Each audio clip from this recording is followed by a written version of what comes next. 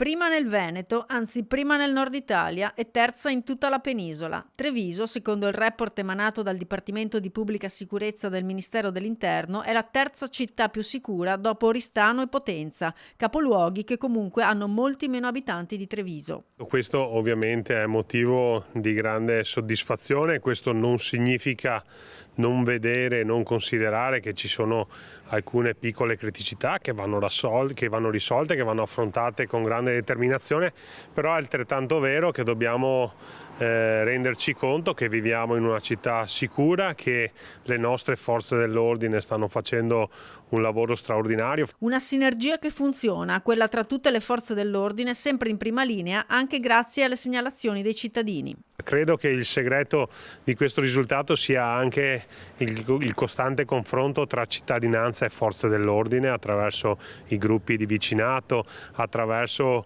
una sensibilità molto forte della comunità, e questo non è un traguardo raggiunto, ma è un nuovo punto di partenza per continuare a migliorarci. Potrebbe aver influito anche la zona rossa sul numero delle denunce ogni 100.000 abitanti, dato su cui si basa la classifica. Treviso ne ha infatti solo 2.258. La zona rossa è stato un elemento in più che ha portato ulteriore sicurezza, forse ha inciso un po' di più sulla percezione di sicurezza che non sulla sicurezza reale. Questa classifica parla di sicurezza reale, di denunce fatte, nonostante i costanti appelli del sindaco a fare sempre denuncia.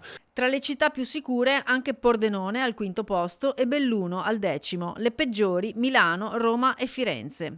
Ma questo per il sindaco è solo uno stimolo a fare meglio. Ringrazio i cittadini, ringrazio le forze dell'ordine, il prefetto, la polizia locale e continueremo ad investire sulla sicurezza, dalle videocamere di sorveglianza alle tecnologie messe a disposizione della nostra polizia locale, ai tanti progetti anche di sensibilizzazione che stiamo facendo nelle scuole e che portano un risultato magari non nell'immediato ma a lungo e medio termine.